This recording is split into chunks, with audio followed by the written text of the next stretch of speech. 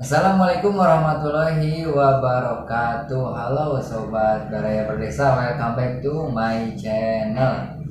Oke, di video kali ini saya akan coba berbagi informasi tentang tupoksi perangkat desa itu sendiri ya. Tupoksi itu tugas pokok dan fungsinya seperti apa sih di perangkat desa itu? Kita mengenalkan perangkat desa itu ada sekretaris desa, ada unsur kewilayahan, ada kepala urusan, dan ada kepala seksi ya. Jadi kita ada tiga ya. Untuk sekretaris desa merupakan pimpinan sekretariat dari kesekretariatan itu sendiri ya. Oke, saya akan coba bacakan ya. Kita akan menggunakan Permendagri nomor 84 tahun 2015 tentang SOTK pemerintahan desa ya. Ternyata peraturannya sudah lumayan lama ya, tahun 2015. Oke, di sini saya akan bacakan di pasal 7. Sekretaris desa berkedudukan sebagai unsur pimpinan sekretariat desa. Nah, jadi dipimpin oleh sekretaris desa ya, sekretariat itu. Kedua, sekretaris desa bertugas membantu kepala desa dalam bidang administrasi pemerintahan. Nah, terus yang ketiga, untuk melaksanakan tugas sebagaimana yang dimaksud pada ayat 2, sekretaris desa memiliki fungsi. Nah, jadi fungsinya itu atau tugasnya itu, sekretaris desa itu satu, melaksanakan urusan ketatausahaan seperti tata naskah, surat menyurat, administrasi seperti itu ya, ekspedisi yang lainnya. Terus melaksanakan urusan umum seperti penataan administrasi perangkat desa. Nah, itu dilaksanakan oleh sekretaris desa ya, sekretariatan.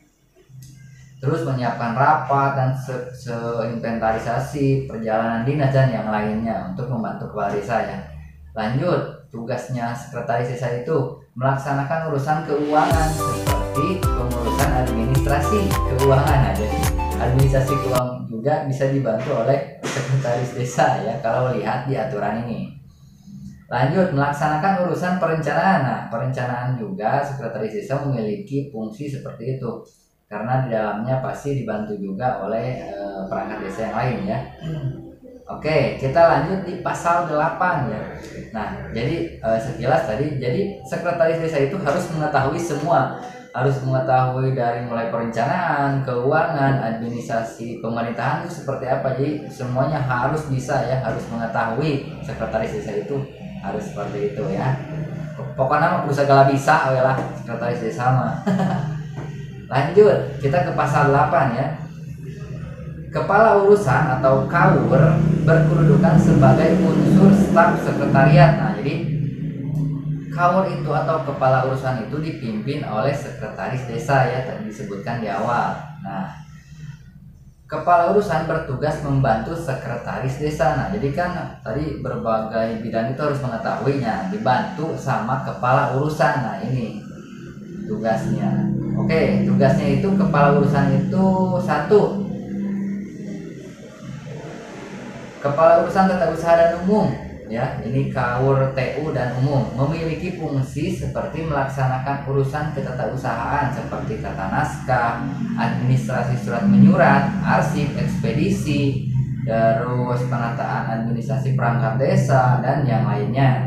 Oke, untuk rapat, inventarisasi, perjalanan dinas, nah ini dilaksanakan oleh KAUR tata usaha dan umum. Nah, untuk kepala urusan keuangan atau KAUR keuangan atau di desa itu sering disebut bendahara desa, memiliki fungsi sebagai melaksanakan urusan keuangan seperti pengurusan administrasi keuangan, administrasi sumber-sumber pendapatan, pengeluaran, verifikasi administrasi keuangan, administrasi penghasilan perangkat desa, kelembagaan, operasional dan yang lainnya ya.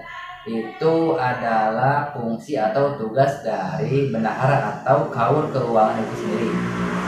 Lanjut, di kepala urusan perencanaan memiliki fungsi koordinasi urusan perencanaan seperti penyusunan rencana anggaran, inventarisasi data-data dalam rangka pembangunan, melakukan monitoring, evaluasi program. Nah, jadi sebelum dilaksanakan kegiatan di pemerintahan desa itu sendiri harus direncanakan terlebih dahulu. Nah, Kaur perencanaan ini adalah fungsinya di sini. Jadi melaksanakan apa saja sih di lapangan, misalkan di sebuah jalan desa atau pembangunan TPT. Nah, sebab akibatnya apa sih? Pertamanya karena sering longsor, misalkan dibangunkan TPT Balero cerot lah.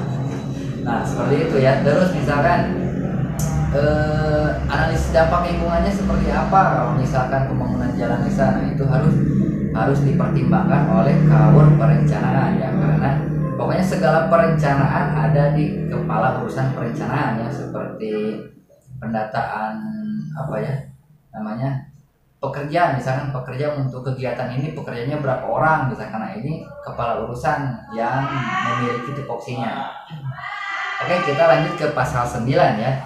Kepala seksi berkedudukan sebagai pelaksana teknis. Nah, jadi kita kan ada tadi sekretaris desa, kaur, terus kewilayahan dan seksi, kepala seksi atau kasih nih.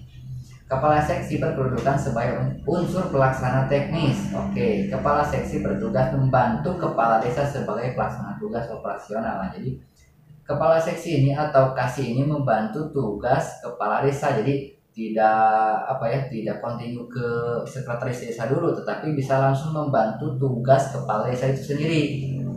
Nah, untuk tugasnya kepala seksi memiliki tugas. Oke, yang pertama kasih pemerintahan, memiliki fungsi melaksanakan manajemen tata raja pemerintahan, menyusun rencana regulasi desa, pembinaan masalah pertanahan, pembinaan ketentraman, ketertiban, pelaksanaan upaya perlindungan masyarakat, kependudukan, penataan dan pengelolaan wilayah, dan profil desa. Nah, seperti itu. Jadi tugas kasih pemerintahan itu seperti itu, bidang pertanahan, terus ketentraman, ketertiban, terus administrasi kependudukan. Nah, itu ada di kasih pemerintahan.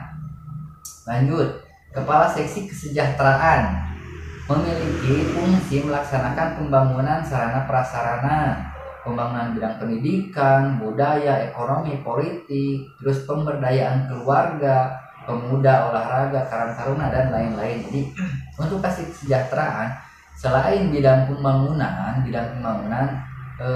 dia juga harus melaksanakan bidang pemberdayaan itu sendiri terhadap masyarakat ya. Jadi tugasnya seperti itu. Terus yang terakhir, kepala seksi pelayanan. Kepala seksi pelayanan atau kasih pelayanan memiliki fungsi penyuluhan dan motivasi terhadap pelaksanaan hak dan kewajiban masyarakat. Jadi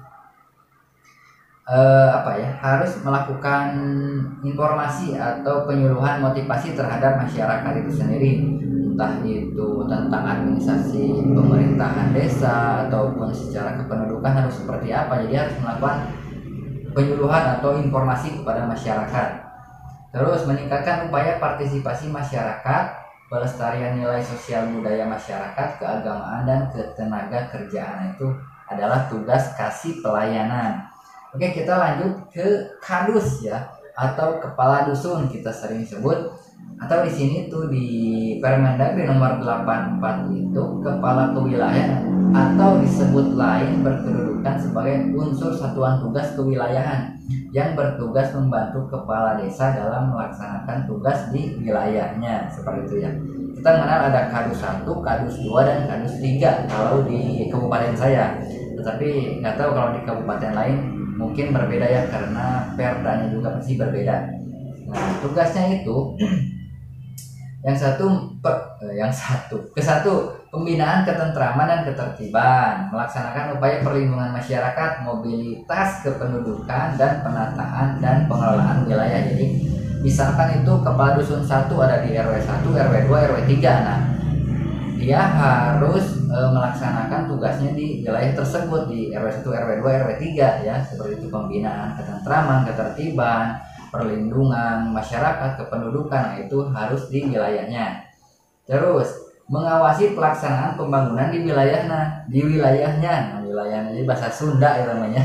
Nah, jadi mengawasi itu misalkan program desa itu ada pembangunan di wilayah kadus 1 misalkan, harus diawasi seperti apa gitu kan, seperti itu.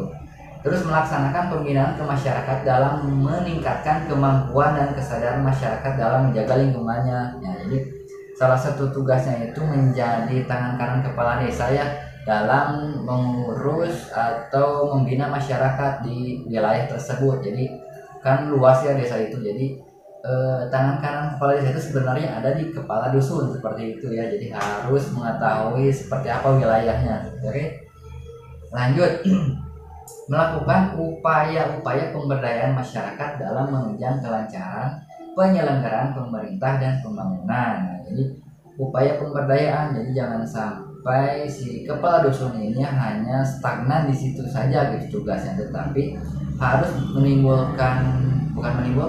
memotivasi dan memberikan edukasi terhadap masyarakat itu sendiri untuk pemberdayaan masyarakatnya itu sendiri seperti apa baiknya bagusnya ke depannya. Jadi oke, demikian video penjelasan sedikit tentang tupoksi perangkat desa itu sendiri. Yang harus ditekankan di sini, jangan lupa pekerjaan di pemerintahan desa itu tidak sedikit, makanya jangan sampai kerjaan itu bertumpuk pada satu orang atau dua orang.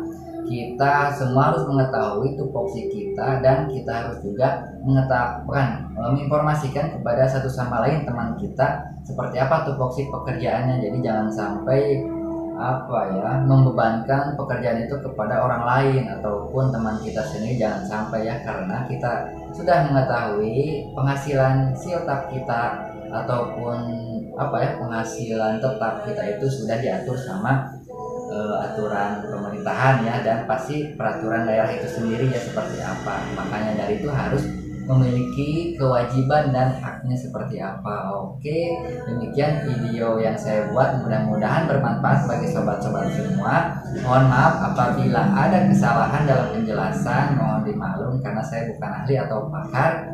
Oke, selalu sehat, jangan lupa jaga protokol kesehatan juga. Semangat desa. Wassalamualaikum warahmatullahi wabarakatuh.